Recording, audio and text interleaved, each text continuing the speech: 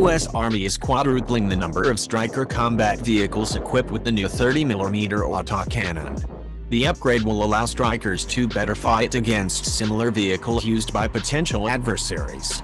It is part of an Army-wide effort to increase firepower as the service swings away from guerrilla wars back to the prospect of big power conflict. The Stryker is an 8-wheeled armored vehicle designed to carry an infantry squad across roads and cross-country to the battlefield. As originally conceived, the Stryker would have light armor and just a .50 caliber machine gun or 40mm automatic grenade launcher. The emphasis was on a fast, lightly armored vehicle that could quickly deploy to distant theaters. The Stryker can travel up to speeds of up to 60 miles an hour on roads and up to 330 miles on a tank of gas.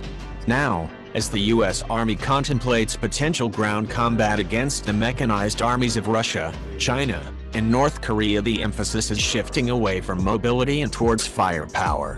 Strykers may be called upon to engage vehicles such as the Russian BMP-3, Chinese BD-04, and North Korean BTR-80, and the heavy machine guns and grenade launcher Strykers used to carry are too light to effectively engage Strykers' peers.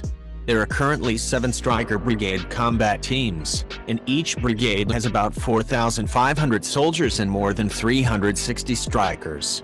In 2016, the U.S. Army decided the 2nd Cavalry Regiment, a Stryker brigade combat team and the only U.S. Army mechanized unit permanently stationed in Europe, needed extra firepower.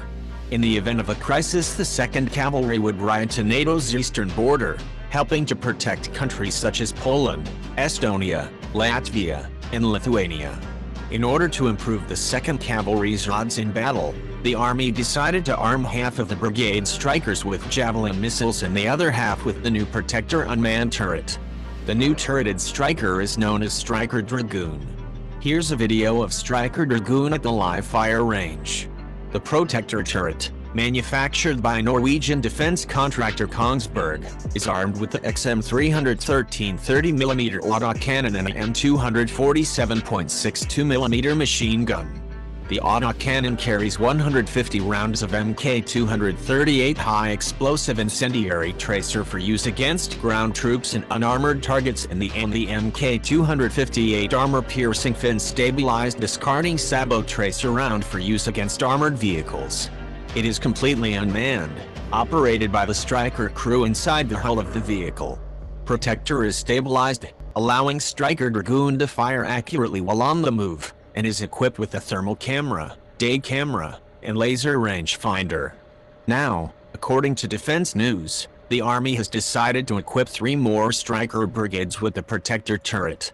The turret will arm Strykers in 3 of the brigades operating the double V-hull version of the vehicle, an improved version that offers greater protection against improvised explosive devices.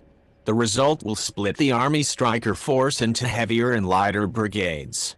Heavier brigades, equipped with Stryker Dragoons and Javelin missiles, would be more suited to taking on modern mechanized armies. Lighter brigades, armed with remote-controlled heavy machine guns, would still be available for contingencies where the additional, anti-vehicle firepower wasn't needed.